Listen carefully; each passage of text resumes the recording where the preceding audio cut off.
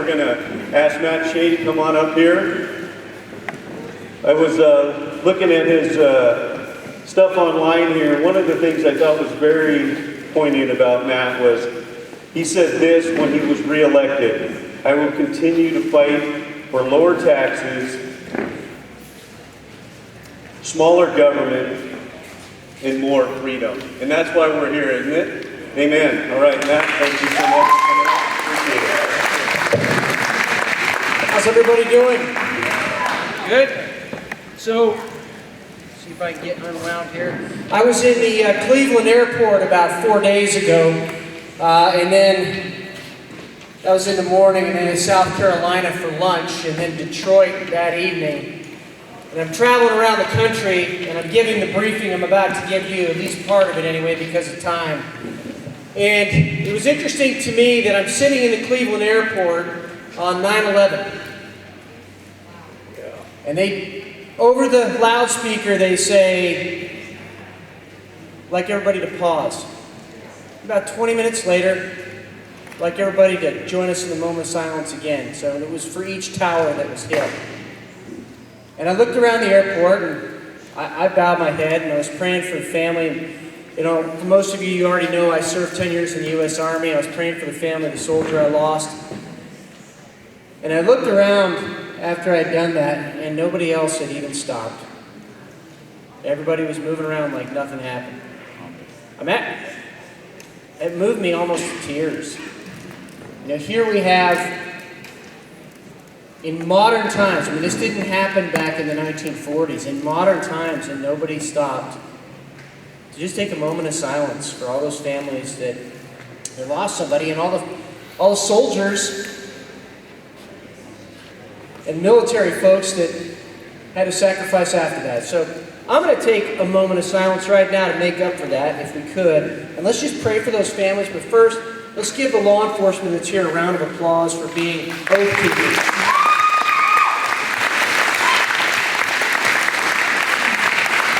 So if you would, just join me in a moment of silence. Let's just remember those families, and especially our military men and women that are overseas right now, and the ones that have sacrificed since 9/11.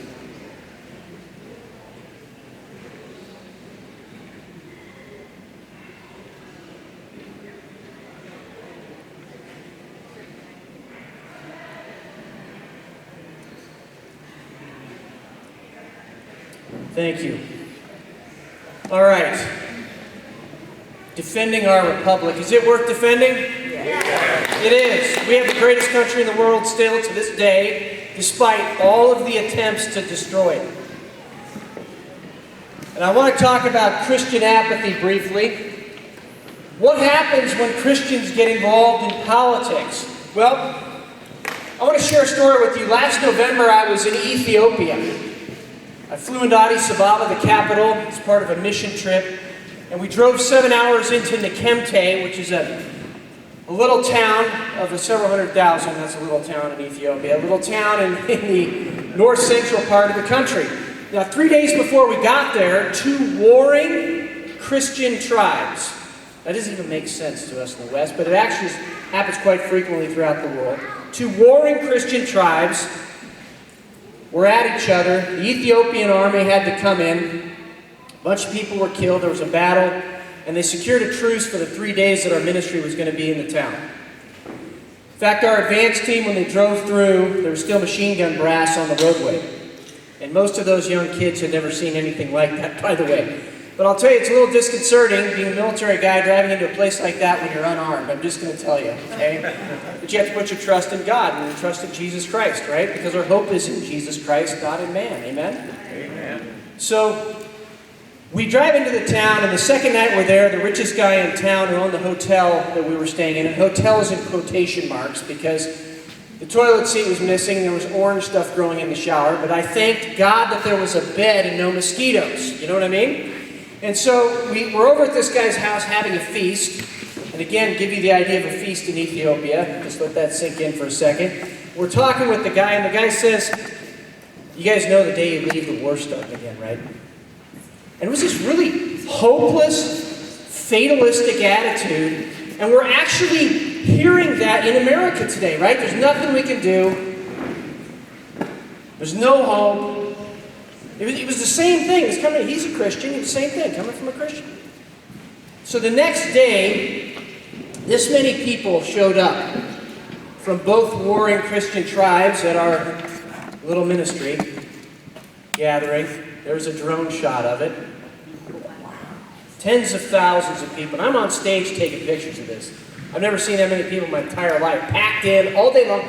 Not complaining, by the way. They didn't have any seats to sit in. And it was hot. And my pastor, Pastor Andre, says from the stage, whatever the devil had for the service, broken in Jesus' name. And later that night, he tells the pastors there's going to be peace. And they're looking at him like, you're from America. You don't know the way things work in the rest of the world. They're kind of talking to him like that, right? The next morning, we're driving out, and our friend Sammy Ibarra, who's our local contact in Ethiopia, he's with us. And Sammy gets a phone call, and he's got this shocked look on his face. Looks like somebody died, and we're like, Sammy, what's going on? What's going on? He gets off the phone, and he said they just declared peace for the first time in 10 years, and that peace is held to this day. Thank you, Jesus.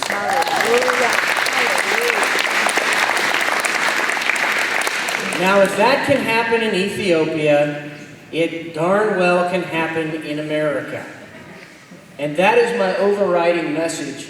If we don't get involved, we end up with something like what I saw in Bosnia in 2000. 5 years after the war, people are returning to their homes, and what they're finding in Bosnia at that time are mass graves, quite literally in the front lawn of their houses. Could you imagine that in America? I don't want to. I was walking up to one of those mass graves.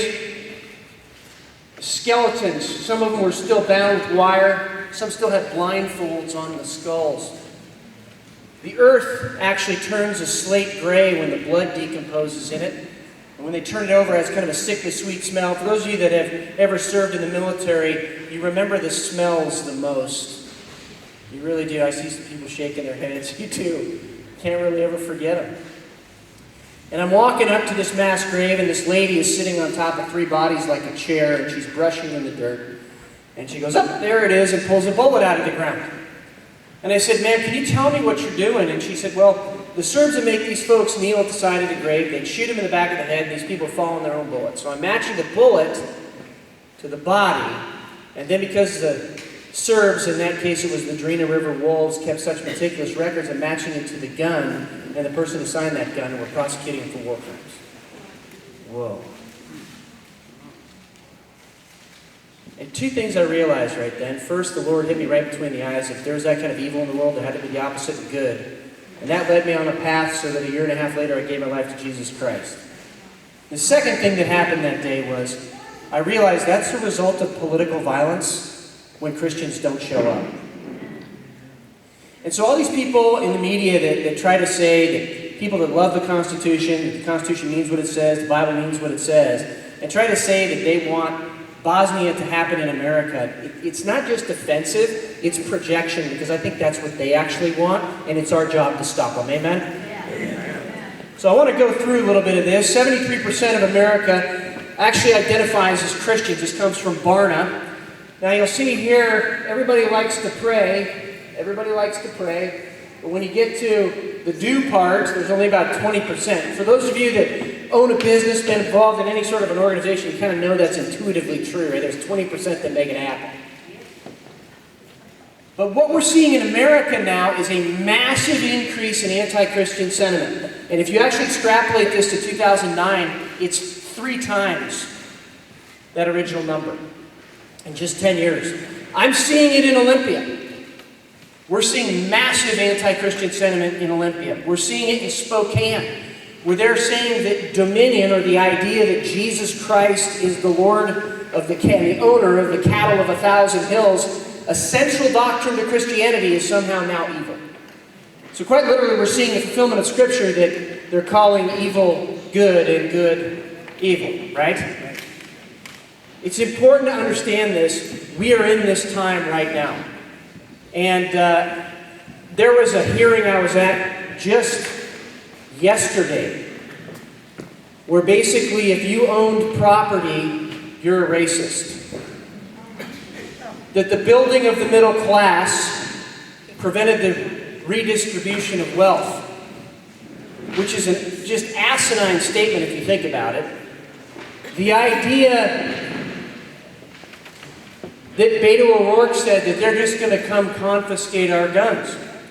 The folks that are advocating that are actually the ones that are advocating violence. Because I'm going to tell you right now, the veterans that took an oath like myself, we took an oath to protect against all enemies, foreign and domestic. And somebody that is saying the Constitution no longer matters is classifying themselves. And they're not just going to waltz in and, I think they think that we're just going to be like the Russians in 1917, the veterans, they said, oh, here, take our guns. We're not going to do that. But we're also not advocating that we go after them. We're just saying, leave us the heck alone, will ya? Let us live our lives. I think that's important to understand. So we need to know ourselves first. People argue with me, Matt, we're not a Christian nation, which is, again, an asinine statement, but I want to prove it to you here in a few slides. So this is irrefutable, historically irrefutable. The first two governing documents on this continent were very clear. Look at that. In propagating of Christian religion to such people as yet live in darkness. That was the purpose of forming government with the Virginia Charter, then later with the Mayflower Compact, for the advancement of the Christian faith. That was the whole purpose that they formed government at that time. Then later in 1643, a whole, 150 years or so before the Constitution, you have the Articles of Confederation of the United Colonies, where the colonies said we're going to unite together, and the very first line of that document clearly says, whereas we all came into these parts with one and the same end and aim, to advance the kingdom of our Lord Jesus Christ, and to enjoy the liberties of the gospel in purity with peace. That's all we want, is peace. Then later in 1765 to 1769, a guy named Sir William Blackstone, he wrote his commentaries on the laws of England, and that law book was actually the law book in England for about 150 years. And in that interesting commentary, he defined two legal terms. The first was the law of nature, and the law of nature's God was the second. So when Thomas Jefferson wrote 7 years later in the Declaration of Independence, the law of nature and nature's God, he was using a legal term of art. And here's what Blackstone defined those as. The law of nature was God's truth or his will written into creation, and the law of nature's God was Holy Scripture. So when Thomas Jefferson wrote that in, those two legal terms of art, he was saying, we are founding our country as a matter of law on Judeo-Christian principles. And you cannot refute that. Then later, a guy named Karl Marx started writing in the 1840s, and people were saying, are we still really a Christian nation? So the 33rd U.S. Congress actually took this up as a question and did a congressional investigation on whether we're a Christian nation. George Badger was the first to report in 1853, this is a Christian people. The next year, Representative Meacham came out with his report and said something very interesting. He said, had the Founding Fathers had a suspicion of any attempt to war against Christianity, that revolution would have been strangled in its cradle. So the 33rd U.S. Congress very clearly says, as part of their investigation, we're a Christian nation. Then later, a guy named Charles Darwin started writing. People started asking the question again, are we a Christian nation? So the United States Supreme Court actually took up the question in Holy Trinity in 1892 and ruled as a matter of fact and law, quote, this is a Christian nation, end quote. Why are we still arguing this point? The two founding documents, the first Articles of Confederation, and now a congressional investigation, the United States Supreme Court, and we're still arguing this. But if that doesn't convince you, I hope this does. Another country actually analyzed the United States and the West to determine what made us great. And here's what they said. But in the past 20 years, we have realized that the heart of your culture is your religion, Christianity. That is why the West has been so powerful. The Christian moral foundation of social and cultural life is what made possible the emergence of capitalism. We don't have any doubt about this. We don't have any doubt about this, the atheist communist Chinese in 2002. Even our enemies, the enemies being the government of China, not the people, even our enemies know what made America great. But then you've got some folks who say, those founding fathers, they're just a bunch of heartless slave owners that didn't care about anybody. Let's debunk that right now. The original Declaration of Independence reported out of committee to the full Continental Congress. Now, this is what was not eventually passed, but this is what was reported out. Here is what Thomas Jefferson wrote. The last line of it, very important. Determined to keep open a market. He was saying, this is one of the reasons we want to break away from England, because King George is doing this. Determined to keep open a market where men should be bought and sold, he has prostituted his negative for suppressing every legislative attempt to prohibit or restrain that execrable commerce. Thomas Jefferson was admitting they were doing many legislative attempts at that time to end slavery, and King George was trying to stop them. How many of you learned that in school? And then, the Constitution, it actually was written that anything to do with slavery could not happen before the year 1808. So what happened on January 1st, 1808? The Founding Fathers voted to prohibit the importation of slaves in the United States of America. How many of you ever learned that in school? A couple. So this idea that they weren't doing anything or they were heartless, not only were they doing something, it was one of the reasons for independence. So now that we know ourselves, let's know thy enemy. The counter-states. There are two counter-states, the Islamists and the Marxists. Shahram Hadian is probably going to tell you about the Islamists later today, so I'm going to talk to you about the Marxists, all right? Especially just coming fresh from Olympia, where I saw some of it. The counter-states. Where did this come from? Well, I'm glad you asked. It came from a memorandum to President Donald Trump, written by Rich Higgins. Now, you can go online, it's 5 pages. I really encourage all of you, read this memorandum for yourself. Rich Higgins is arguably the expert in the world on irregular warfare, and he sat as a director of policy and planning on the National Security Council. He sent this message and this memo to President Trump. President Trump read it and said, this is exactly right. I want to talk to Rich Higgins.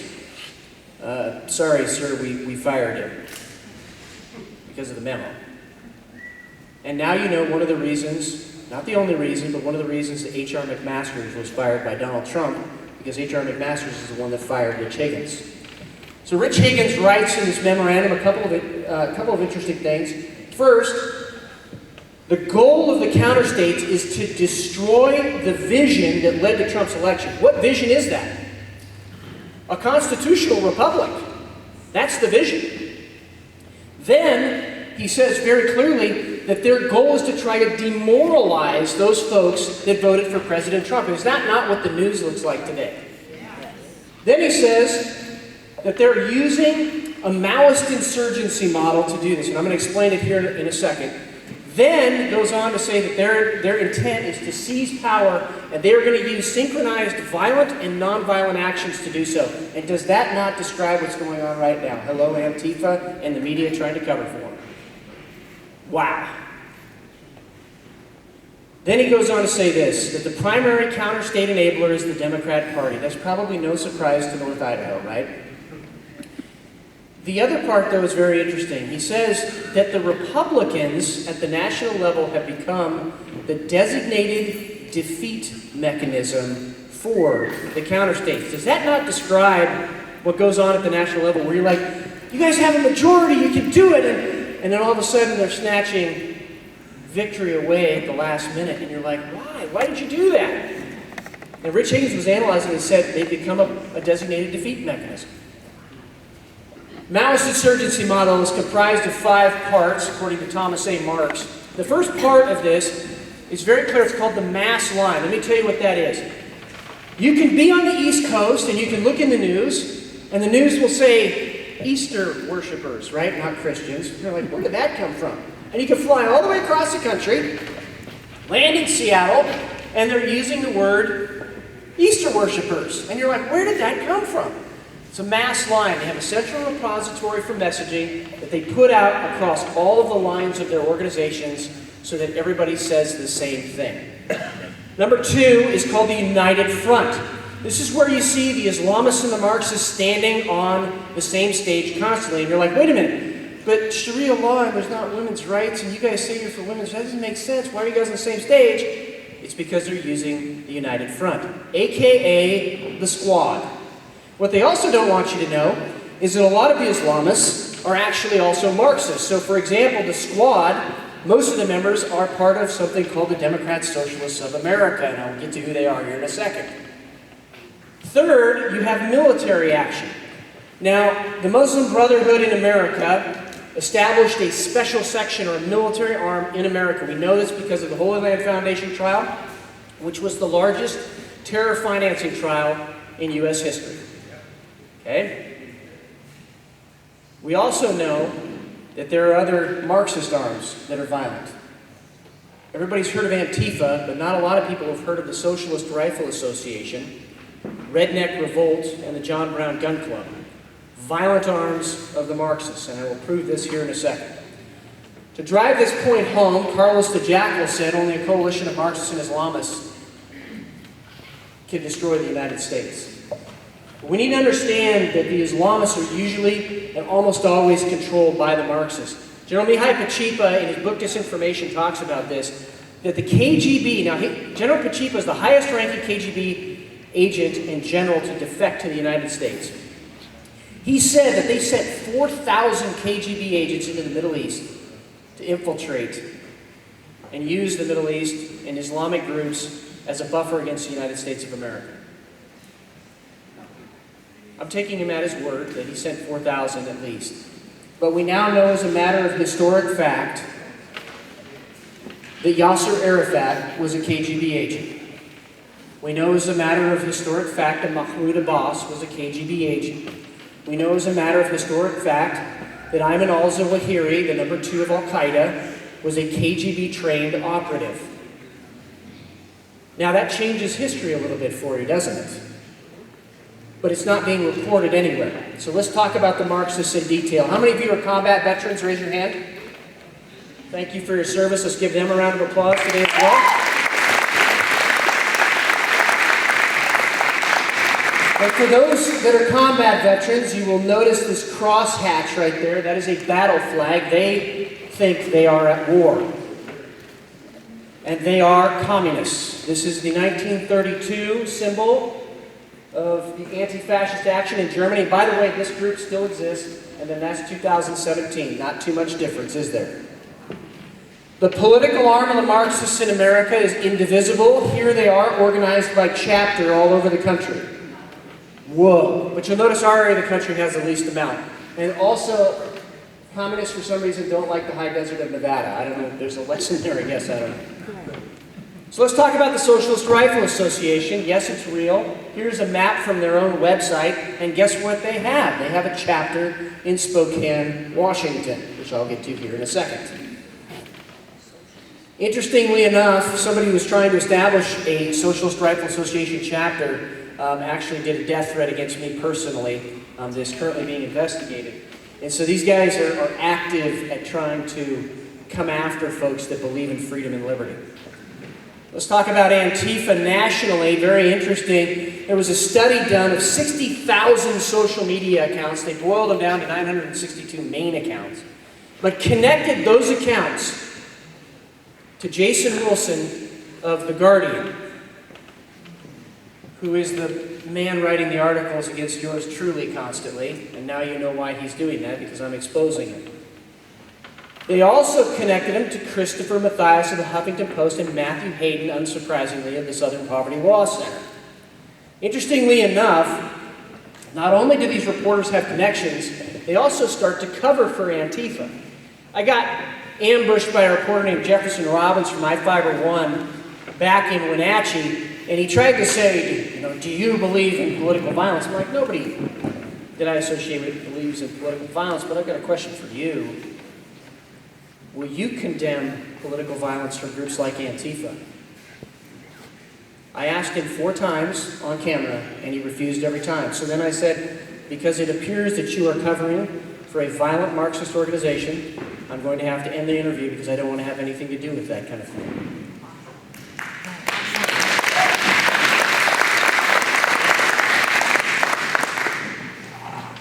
But here is what Antifa is promoting. Antifa is promoting that they call CPS on you, use CPS because they can do it even without proof, and accuse you of abusing your children so you're embroiled in an investigation. Here's a bigger one here where the guy actually says, I just called the police on my neighbor. He has a Trump sign on his front lawn. I told the police that I think he's abusing his daughter. By the way, that's a crime, but Facebook and Twitter, of course, keep these things up. Redneck Revolt, putting the red back in redneck. Now, you guys actually up here in Sandpoint actually had a chapter of Redneck Revolt. I don't know if you knew that or not. It's no longer here, but you did have it. Here's a map of their organizations. You'll see that they are aligned with the John Brown Gun Club. And you'll see that there is a Puget Sound John Brown Gun Club, which I'll get to here in a second. Here's what they believe in militant resistance, the need for revolution, and, quote, there will have to be a complete restructuring of society, end quote. Can somebody tell me where those quotes come from? Because they don't come from Redneck Revolt, even though they posted it on their website. Can somebody tell me where they come from? Who said that? Vladimir Lenin, thank you. Very clear what they want. In addition, Redneck Revolt went ahead and published online a terror training manual written by a guy named Carlos Marquila. Now, Carlos Marquila was a Brazilian communist implicated in everything from robbery to murder, but most interestingly, the kidnapping of the U.S. ambassador in 1969. He was later killed that year by police. Carlos Marquila was. Now, this mini manual for the guerrilla is actually the manual they're using right now. So if you read this manual, you'll know what they're going to do in Seattle and Portland. They're just following the manual. It's very clear. And they published this online. Backing off a little bit and going to the political side, Trevor Loudon has discovered that the Democrat Socialists of America, the largest Marxist organization in America, which has about 60,000 members, has combined forces with the Communist Party USA and two other socialist organizations to try to take over the Democrat Party. And here's what these guys brag about. They say that they have at least 100 members of Congress that are members or sympathizers. Now, how many people does it take to elect leadership in the United States Congress? Shout it out. Anybody know? 435 members. How many does it take? 110. That's how close they are to their goal. Whoa. They brag that they have 25 senators who are either members or sympathizers with their cause. That's how close they are to their goal. Now let's bring this locally. The Peace Justice Action League of Spokane is the central Marxist organization in the Spokane area, and also, unfortunately, has some tentacles over here in North Idaho. But you'll notice a couple of things. In 2016, Arslan Bukhari of the Council of American Islamic Relations, which Sharam Hadian will probably tell you about later, which is Hamas. In fact, there is a book written about that that says, "Care is Hamas." They were an unindicted co-conspirator in the Holy Land Foundation trial, never prosecuted to this day. You'll also notice that sharing the stage with Arslan Bukhari was Sean Vestal. And then the year before, Judith LeBlanc. Well, who are all these people? I'm glad you asked. Judith LeBlanc is a leader in the Communist Party USA. Sean Vestal, of course, is a reporter from now aptly the Socialist Review. Now, Sean Vestal tried to say, oh, I haven't donated any money to him, but there is his name right on their donor list, and I took a snapshot of that and sent it back to him, and I haven't heard from him since, except for the negative articles he keeps writing about. Whoa. Direct connections, irrefutable. In addition to that, you have this statue going up in downtown Seattle, and then the attempt to take down crosses like that one right there over Colville, Washington. I want to share a quick story. My wife comes from Kharkiv, Ukraine. Kharkiv, Ukraine is in East Ukraine. So when the trouble started with Russia, all the pastors, regardless of denomination, could you imagine us doing that today? Regardless of denomination, met in the city center and prayed together. Pretty cool. For the peace of Kharkiv. And by the way, Kharkiv never fell. What they realized was they were praying underneath this gigantic 40-foot statue of Vladimir Lenin. So they're like, that thing has to come down. So they took down the statue of Vladimir Lenin, and in its place, they put up a cross. And they're like, in America, you're taking down crosses and putting up statues of Vladimir Lenin. What's wrong with you guys? And I think that's a great question. I want to share another. This is from armed communists in Antifa, Idaho. She might be brown, but if she supports white nationalists, grab a brick and resist. There's a Hispanic lady with a black eye. And by the way, this was up for a year and a half when I pulled this off of social media. Whoa. Here's the Socialist Rifle Association of Spokane posting the Soviet national anthem. Now, for my family, that has a specific meaning because my sister-in-law was broken out of a prison camp twice. Once while pregnant over a 14-foot chain-link fence with barbed wire on the top. Once while she was pregnant. And these guys are glorifying that regime. Unbelievable. Here's the John Brown Gun Club of Puget Sound. Active resistance. You'll see they say that right there. And then, of course, Matt, we're watching you. Guess what? I was watching you first. Here is the Capitol steps during the March for Life rally. You'll notice they unfurled the communist flag. I started to take pictures of it. The guy started to try to put it away. You can see him folding it back up. But I got him right on the Capitol steps. And then you'll also notice, by the way, Seattle Antifa saying, nobody gives you power, you just take it, the lady with the rifle. Could you imagine any conservative group in America putting something like that up? It would be on national news, right? Rachel Maddow would be talking about it for 5 weeks in a row, right? Yeah. Peaceful protesters. How many of you knew that the FBI was investigating Antifa for running guns from a Mexican cartel across the southern border to start armed revolution in the United States of America? How many of you knew that the FBI had a field report of Oakland Antifa flying to Germany, meeting with Anti-Fascist Action? Remember that one symbol from 1932? Meeting with Anti-Fascist Action in Germany and a group called ISIS. That's kind of important, but not really ever talked about. An actual manifesto was from this guy who firebombed a federal facility in Seattle. You'll notice something. He says in his manifesto he is Antifa. You'll also notice this hat. JBGC, John Brown Gun Club. Does anybody who knew John Brown is? Anybody ever heard of Harper's Ferry? Some people that probably know a little bit of Southern history. John Brown in Harper's Ferry, he was a terrorist, killed women and children. And oh, by the way, we find out later that he was actually a Marxist as well. Trump. Why does Antifa never attack bikers for Trump? I thought that was kind of funny. AOC refuses to condemn this terror attack. You see how this is kind of a theme. They refuse to condemn anything Antifa's doing. CNN refuses to mention it.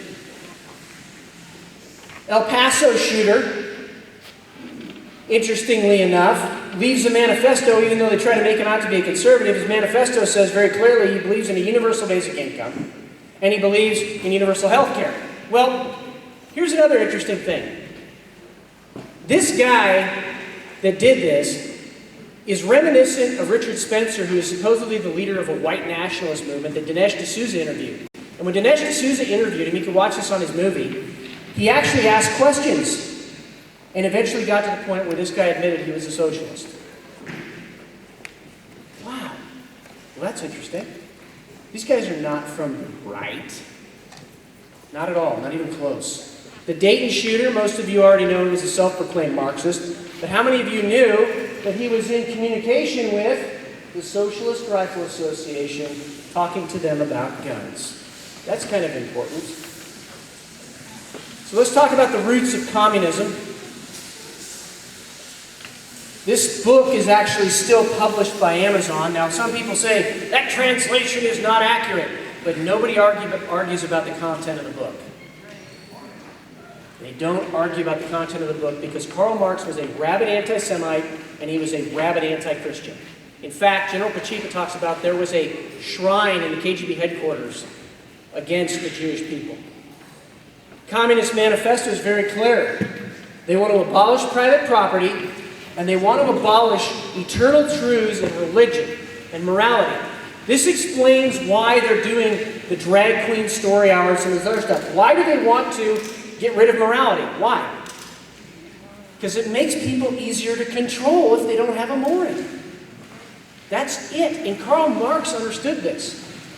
To drive this point home, most of you know that Saul Alinsky dedicated his book to Lucifer, the evil one. How many of you knew, though, that in 1837, Karl Marx actually wrote poems about this? And I know this is a little difficult to read, so I'm going to read it. His first poem, he says, I'll throw my arms around, he says, he'll throw his arms around its harsh reality, embracing him, the world will dumbly pass away, and then sink down to utter nothingness, perished with no existence. That would be really living. No, that's actually quite horrifying. Then in the invocation of one in despair, he says he wishes to avenge himself against the one, capital O, who rules above. Then in Pale Maiden, he says, quote, thus heaven he's forfeited, he knows it full well, his soul once true to God is chosen for hell. Karl Marx knew it. And communism is rooted very unequivocally in evil. Let's talk about Antonio Gramsci. Antonio Gramsci wrote for an Italian socialist paper called Avanti, which means forward in English. And he wrote that socialism was precisely the religion that should overwhelm Christianity, and that there should be infiltration of the schools. Has that happened in America? Yes. The universities, has that happened in America? Yes. The churches, has that happened in America? How about the media? He wrote this in 1915. They're just following their plan. Well, another guy that wrote for that same Italian socialist paper, in fact, he was the chief editor of that paper, was Benito Mussolini. Now, this is the guy that is credited as being the inventor of fascism. That's not entirely accurate, but for the sake of discussion. He didn't believe that socialism would be accepted by the Italians, so he created a compromise form of economy called fascism. So Benito Mussolini meets with Hitler, that's them riding in a car together, by the way, and he says, you know, this is something you should adopt in Germany. So Hitler takes it and changes it to National Socialism in Germany that we know today, and he adds a few things like taking over car makers. That's where Volkswagen came from, by the way. But how many of you can tell me what president of the United States of America had as his slogan, forward? Barack Hussein Obama. There is nothing new under the sun. How do we know all this? Well, I'm going to wrap up in the next 2 slides. Infiltration and subversion. We know this today. We know this today. As a matter of historic fact that there were 329 confirmed Soviet agents in the Roosevelt administration. We know it as a fact. Because of the Matroikin archives, the Venona transcripts, which are the broken Soviet cables, we know this is a matter of fact. And we know that that infiltration continued on long after. So when Joseph McCarthy actually asked the question, who is not a Soviet agent or sympathizer in the Roosevelt administration, he's actually asking the right question. Not condoning some of the methods, but asking the right question. Let's talk about the Hegelian dialectic and the Delphi technique very briefly. Hegelian dialectic is simply this. The thesis is marriage is between one man and one woman. The antithesis, they say, is we should be able to marry as many people as we want to and have a polyamorous relationship. No, marriage is between one man and one woman. Well, let's compromise at domestic partnerships or whatever. And then the compromise happens when we keep moving to the left. The Delphi technique, you'll go to a school board meeting in particular, or some of these other meetings, and they try to facilitate consensus. But what this is really they have a predetermined decision that they want everybody to agree to. And so they'll see the folks that agree with it on the outside of the room, and then the facilitator will stand up and say, here's the idea, and everybody on the outside of the room will go, yay, that's a great idea, that's a great idea. And then you'll stand up and say, no, wait, that's the dumbest idea I've ever heard. And they'll say, well, you're kind of by yourself, and that doesn't really matter. And everybody else agrees but you. Here's how you defeat the Delphi technique. You guys ready? Put your supporters on the outside of the room. Designate one person in the center of the room to stand up and go, that's the dumbest idea I've ever heard. And then everybody on the outside of the room goes, yay, it is, it's the dumbest idea I've ever heard. And then you'll watch the facilitator go, oh, thank you so much, everybody, for your input. But I think we have enough input now. We're going to go ahead and end the meeting early. Right, and they go on. So there you go. All right. Rules of social justice warriors comes from Vox Day. Social justice warriors always lie, they always double down on their lie, and they always project. So for example, if they accuse somebody of Russian collusion, it was probably them colluding with the Russians. For example, okay? They always act like the sanctified victim or the wholly oppressed person as well. Let's talk about their targeting mechanism. We're seeing this happen already in Idaho. We're seeing it in Washington. They pick a person to target. It doesn't matter what that person says. It doesn't matter how articulate they are. It doesn't matter how careful they are. They've been targeted. So they will make it up if they can't find it, okay? And then they say you need to apologize. Don't apologize for being a Christian and a patriot and an American.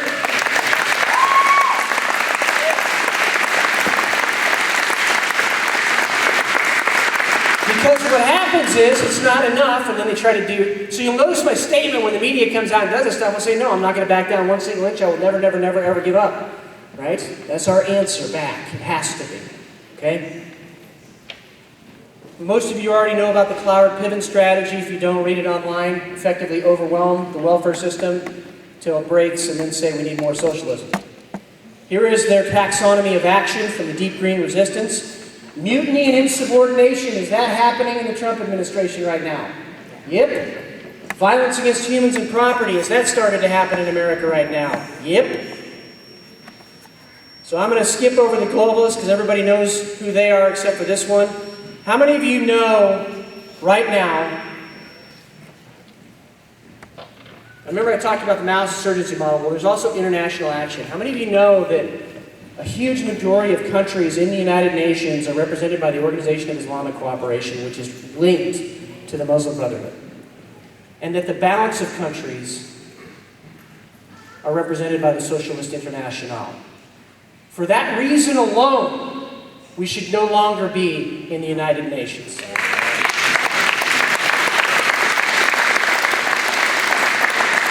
But to drive that point home, the current head of the United Nations, Antonio Guterres, was a president of the Socialist International. His deputy, Amina Mohammed. And there is Erdogan using the OIC. So I'm going to end with this, solutions. I have done research, and I thank you for giving me a couple extra minutes. I have done research on every organization in this country. What is the most effective? What doesn't waste time? What doesn't waste money? What is humble and doesn't spend a whole bunch of time trying to promote itself? And I came to one conclusion. It is the John Birch Society. Now, for some of you, that might be a little shocking, but I'll tell you a story. I had leaders in the Vietnamese community that fled Vietnam. They came to me, and the first question out of their mouth after they said, hello, I am. First question out of their mouth was, who's in charge of the John Birch Society here? They're the foremost society in the country fighting communism. Okay? I looked at all the organizations in the country that had been compromised and say, we're for gun rights except for bump stocks and all that stuff. I went through all of them. There was only one organization that hadn't been compromised in the last 50 years. And that was the John Birch Society.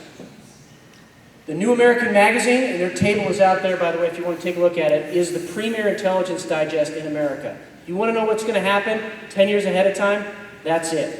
If you want to know an organization that organizes with chapters at the local level to combat that map that you saw with Indivisible, it's them. They don't just have 3 people in an office in Washington, D.C. and a huge social media presence. They have to actually have folks on the ground. And then lastly, it's a consistent message for 60 years. And they've been right. I quite literally have sat on the dais in Olympia with the New American Magazine, and I have asked questions on global warming of the person sitting in front of us, and then they got really embarrassed because I wasn't supposed to know that. It's that good. Lastly, we need to become the media. We need to become the media. We are the largest army as gun owners, very likely in the world. But we're also the largest media in the world too. And we need to embrace that. Because leadership is not about the ability to compromise, it's about the ability not to. I want to leave you with 2 stories. The first is one weekend, an Easter weekend a couple of years ago, the Chinese flag was flying over the Washington State Capitol on Easter weekend. So some veterans and JBS members went, drove all night long, showed up at the Capitol, stood at the bottom of that flagpole when the State Patrol pulled up and said, "Hey, what y'all doing?" And they said, "See that flag up there? That flag's coming down right now." State Patrol guy looks up there and says, "That's a great idea. Let me go get the keys."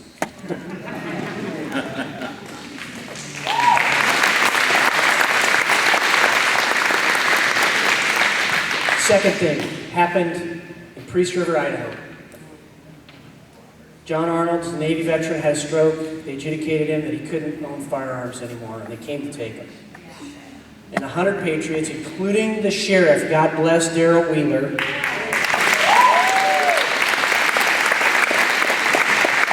stood on his front lawns, gigantic wood cross from some of the pastors of the local church. Neighbors started showing up, and when they showed up, it was very apologetic, and magically, 2 days later, his medical record was changed and he could own firearms again. Because the right people were in the right place at the right time with the right information, and we preserved freedom. As Patrick Henry said, if we want to remain free, we must fight. God bless you guys, and thank you for having me today.